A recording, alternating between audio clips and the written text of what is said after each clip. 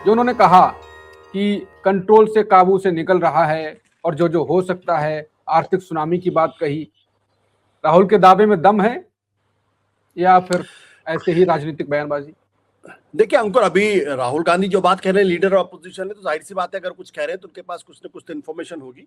और चूंकि मेरे पास उस को कंफर्म करने का कोई जरिया नहीं है, इसलिए हम दो बातें मान सकते हैं। एक तो ये मान सकते हैं कि राहुल गांधी इस वक्त साइकोलॉजिकल वॉरफेयर कर रहे हैं भारतीय जनता पार्टी और मौजूदा जो केंद्र की सरकार है उसके खिलाफ, कि वो उनको दरअसल साइकोलॉजिकली एक तरीके से हिलाने की कोशिश कर रहे हैं, उनको अंदर से कमजोर करने की कोशिश कर रहे हैं कि भाई साहब आप देख लीजिए, आपके अपने ही लोग हमें जानकारियां दे रहे हैं और हमारे पास लगातार जानकारी आ गई। तो ये साईफाई वॉर भी हो सकता है एक तरीके से दोनों के बीच में। और ये भी संभव है कि इस वक्त सिस्टम के अंदर बैठे हुए बहुत सारे लोग जो सरकार से नाराज हो, बहुत सारे कारणों से नाराज होते हैं, वो भी राहुल गांधी की मदद कर रहे हो। हमें ये नहीं भूलना चाहिए कि राहुल गांधी या कांग्रेस पार्टी ने इस देश के ऊपर 1947 के बाद से 50 साल से ज्यादा शासन किया है।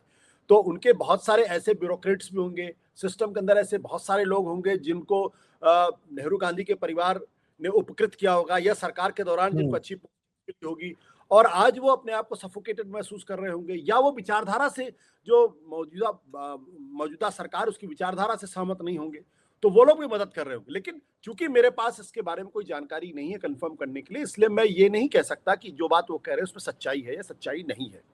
और एक पत्रकार होने के नाते हमारी जिम्मेदारी भी इस बात को लेकर ही है कि हम जो जो आंखों से दिखाई पड़ रहा है, जो कानों से सुनाई पड़ रहा है, जिसको हम कंफर्म कर सकते हैं, उसी को कंफर्म करने की कोशिश करनी चाहिए।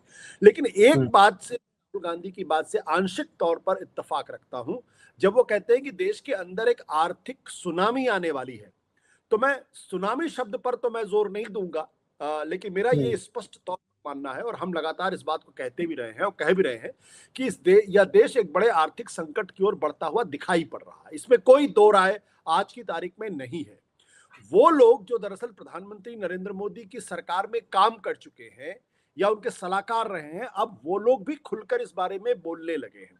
आपने देखा था पिछले दिनों डॉक्टर सुरजीत भल्ला, जो प्रधानमंत्री की इकोनॉमिक एडवाइजरी काउंसिल के मेंबर रह चुके हैं, उन्होंने क्या कहा? उन्होंने कहा कि जब 2013 में इस बात की बड़ी चर्चा बीजेपी करती है कि भारत फ्रेजाइल 5 में था, भारत फ्रेजाइल 5 में था, ऐसा भारत की अर्थव्यवस्था के बारे में टिप्पणी की गई थी, जिसको भारतीय जनता पार्टी पिछले 12 सालों से लगातार उठाती रही। हमको एक ऐसी अर्थव्यवस्था मिली थी जो फ्रेजाइल 5 में थी, यानी दुनिया की 5 कमजोर अर्थव्यवस्थाओं में हमारी गणना उस वक्त होती थी।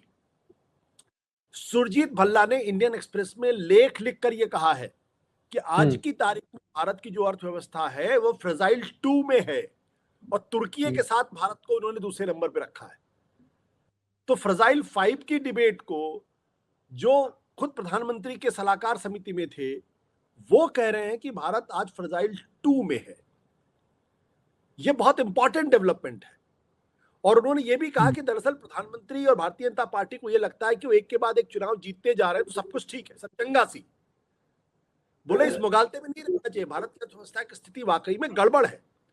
अब एक दूसरे शख्स हैं जिनका नाम है सुभाष चंद्र गर्ग, जो नरेंद्र मोदी की सरकार के समय ही पूर्व वित्त सचिव, यानी उनके समय में वो वित्त सचिव रह चुके हैं, सेक्रेटरी फाइनेंस।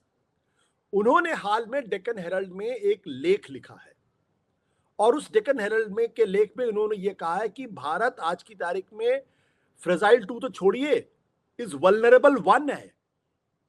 यानी भारत की आर्थिक स्थिति वाकई में ठीक नहीं है। वल्नरेबल 1 फ्रॉम फ्रेजाइल 5, उसका हेडलाइन का जो उन्होंने लेख लिखा है उसका हेडलाइन है India from fragile 5 to vulnerable 1। यानी 5 से घट के अब हम दुनिया की सबसे वल्नरेबल इकोनॉमी में से एक हो गए हैं। ये सुभाष चंद्र गर्ग लिख रहे हैं। और उन्होंने ये भी कहा है कि भारत की जो जीडीपी ग्रोथ है, जिसके बारे में कहा जाता था 2025-26 में 7.6% के हिसाब से ग्रो कर रही है, दरअसल ये फिगर मिसलीडिंग है। इसलिए मिसलीडिंग है क्योंकि जो आपने इन्फ्लेशन 1% का गिना था और नॉमिनल जीडीपी ग्रोथ जो आपने 8.6% किया था, ये आंकड़े सही नहीं है। उनका यह कहना है कि जो आईएमएफ की वर्ल्ड इकोनॉमिक आउटलुक है, आईएमएफ का वर्ल्ड इकोनॉमिक आउटलुक, वो भारत की ग्रोथ को 4.2% बता रहा है। और 25-26 में भारत की जो अर्थव्यवस्था की साइज है उसको 3.92 ट्रिलियन डॉलर बता रहा है। अब ये उनके मुताबिक जो भारत की जो जीडीपी ग्रोथ है वो आने वाले समय में 5 से 5% तक घट सकती है।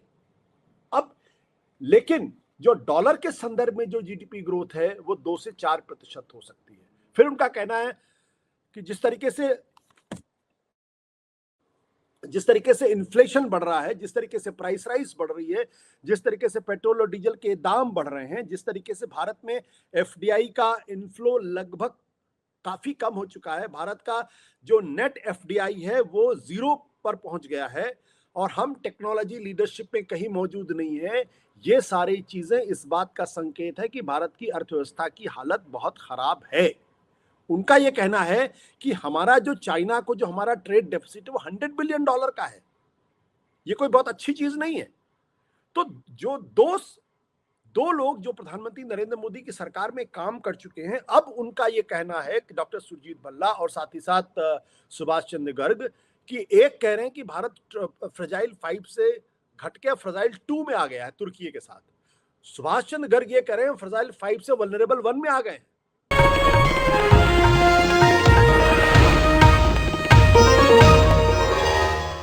Copyright disclaimer under Section 107 of the Copyright Act 1976. Allowance is made for fair use for purposes such as criticism, comment, news reporting, scholarship, and research. Fair use is a use permitted by copyright statute that might otherwise be infringing.